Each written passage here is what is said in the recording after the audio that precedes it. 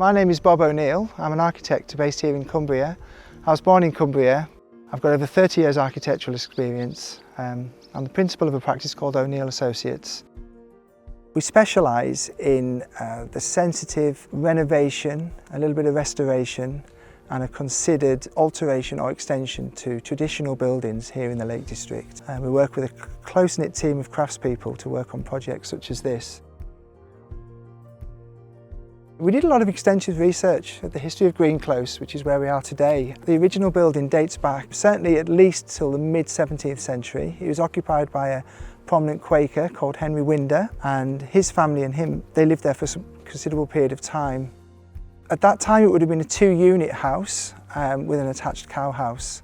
That said, we found an internal stone staircase on the gable which would suggest an earlier Bassel house arrangement possibly. Subsequent to Henry Winder living here, the Dixons lived here. There was a period of enhancement, further enhancement and enlargement in the early 18th century, and a near-classical arrangement was put on the other side to this building. So there's symmetrical windows and the golden section proportioned apertures there. Moving in towards the 19th century, a large threshing barn was added to the south, and that adjoins the building. The Shippon was added certainly at the tail end of the 18th century, early 19th century, and then an east barn at the tail end of the 19th century was added as well. And in the 20th century, then behind you, there's a series of fairly typical steel-clad agricultural sheds going out towards the northern end of the plot.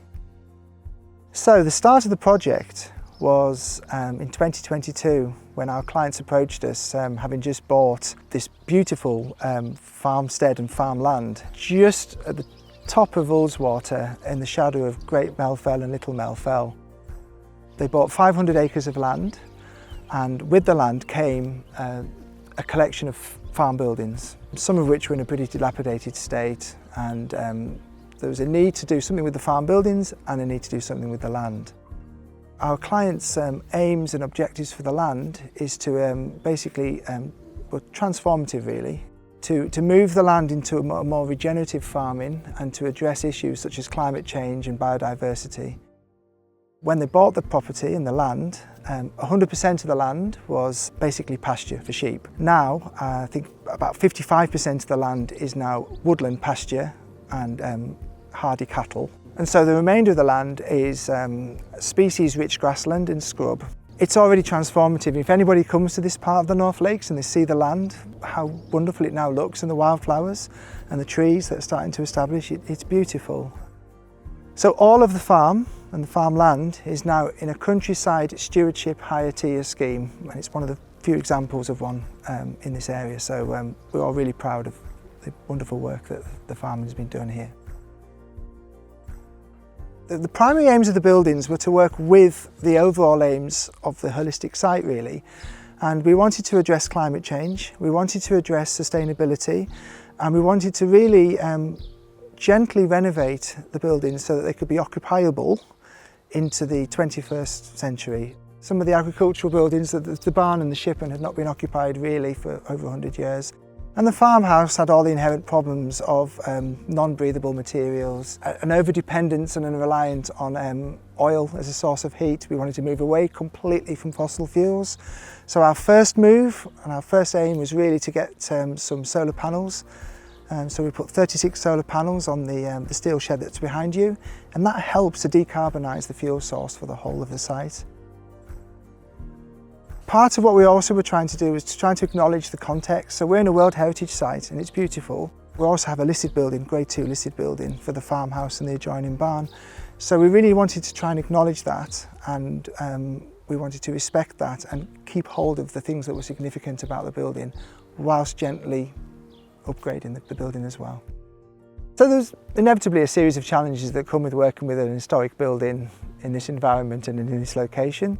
We anticipated and knew that there'd be a challenge with planning perhaps. Also then, because of our overarching aims for the buildings, there'd be issues of how to ensure that we have air-tightness and thermal performance to the building envelope without compromising the building envelope and the significance of the buildings.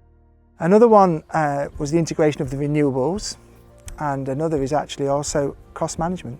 You know, we had to find a way to manage risk and cost within the overarching project.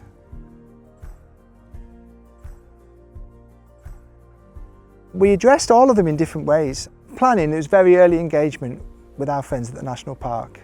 We worked very closely with them, the area planner Ben Long, and the conservation officer had some input as well, Rose, and that was very helpful, and they were very proactive. We explained what we were trying to do for the whole site. We agreed a series of principles for which we could do what we were doing, and they were very supportive generally in what we were trying to achieve. With the control of things like the cost and the risk, we established a very helpful and close collaboration with our contractor, who was Matthew Nielsen of Nielsen's Limited. I've worked with Matthew on several projects in the past. We've enjoyed working together on these kind of projects. So very early on we established collaboratively a cost plan. And that cost plan was bounced around a little bit with various different ideas for how we were going to do it. And we were also able to evolve that cost plan as we went through the project. The other area that we looked at was how to integrate early expertise and experience of some of our suppliers. So we worked with ecological building systems from a very early stage to successfully model and establish our thermal performance arrangements.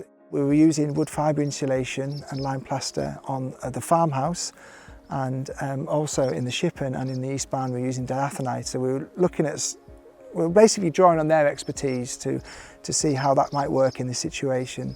We also talked extensively about air-tightness and getting the detailing right.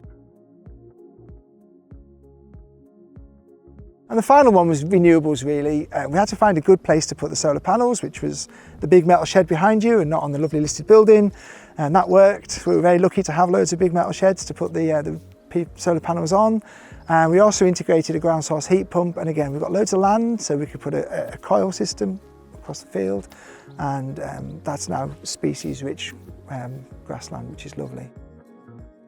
We decided on the products based on previous experience and based on our overarching aims to try and ensure that the building was watertight, airtight, allowed vapour permeability through the structure to allow the building to breathe, and also acknowledged the aesthetic externally and internally of what one would expect from a farmhouse from the 17th century. We've used a lot of the products from ecological building systems for some time now. We did a very successful project called Vaux Steel, and there we used the Intello Plus and the various tapes, the Contiga, the Solido and the Vanna. We used those in conjunction with an improvement to the thermal envelope, which is what we're trying to do here. We quite quickly established that the Gutex wood fibre boards would be a good solution for the wall construction. We dubbed out and pointed the walls with a lime product, so basically lime mortar, and we then applied our wood fibre over the lime plaster, and then on the inside of that we used lime green solo as well. So in all these instances we were always mindful of where do we draw our air tightness line. How does our air tightness work with our MVHR system? Because we wanted to control the moisture in the building. We acknowledged that there's inevitably moisture that's created, and we also wanted to create a degree of airflow, which is good for living standards. So we introduced an MVHR system. So we have a very sealed old building, and that was a real challenge. You're looking at windows, some of which dated from certainly the early part of the 18th century, and we were putting tapes around there, bringing in our wood wool boards to insulate the sides there over that, and then plastering on there to ensure the seals. Because we're working with craftspeople that have done these on lots of our projects, we have a very close-knit team of craftspeople, Matt Nielsen's team, who worked on lots of our projects. We were able to just say, oh, we did that last time, we do this, that worked, perhaps maybe we'll try this time, and that was a really good process. We also called in the ecological building systems guys for help with diathanite. I'd never used diathanite before, and so we were a little nervous, I would say, but just because we'd never used it. I mean, we'd done the research, we'd looked at it and seen that it could be a good solution for the East Barn in particular. And we drew on their experience, we looked at some sample panels, and actually when it was being applied by the approved installers, one of the technical team from Ecological came out and had a look with us, which was great. It was really helpful. I think it's just really that process of just a constant dialogue. You can't just say it's this, walk away and leave it to somebody to do. Actually, sometimes The architect, the other professionals, the supplier team and the builders all work together whilst you're on site. Holistically, we're all very happy with the project. I think if we think about the regeneration and the restoration of the land, that's been wonderful. It's been wonderful to see. Concurrent with that has been the restoration of the buildings and the regeneration of the buildings and seeing them being occupied again by the farmer. Because we've managed to get a very good airtight thermal envelope, down to 3, and also because we've been able to integrate renewables, MVHR systems, and thermally upgrade the walls, floors and ceilings, the whole of our developed property here, which is basically 400 square metres spread over the Shippon, the East Barn and the farmhouse, only produces 3.7 tonnes of CO2 a year, which, you know, is a great figure when you think the average UK house, which is only 100 square metres, is producing 6 tonnes of CO2. You know, we're 6 times better than the average UK house, and this is within the context of a listed building, an old barn and all of the constraints that come with that. So we're really proud of that. Another highlight, I'm really loving the walls, really loving the curves of the walls. So we're in the barn here and we really wanted the barn to feel like a barn still, to feel, you know, that richness of materiality. So when we applied the internal wall insulation, the diathanite in the barn, we worked very hard to ensure that we had follow this curved finish, and that and its relationship with our steel windows, which were produced by Midland Metal Windows, they were beautiful. That with the resin floor just gives us a real soft look, contrasting with the sharpness of the metal. So it's still got an agricultural feel. I would say another highlight is also just the layout. Just, you know, like how we've worked hard to kind of not sort of fall into the pastiche. We've got a very contemporary, fresh arrangement and layout of spaces in this barn. So overall, we're really happy with the project, and I'd like to thank everybody for listening. If they have any queries, they can get in touch with Ecological Building Systems, myself, Bob O'Neill at O'Neill Associates, or Matt Nielsen at Nielsen's Limited, and I'm sure all of us would be more than happy to help, and wish the listeners best of luck for their project.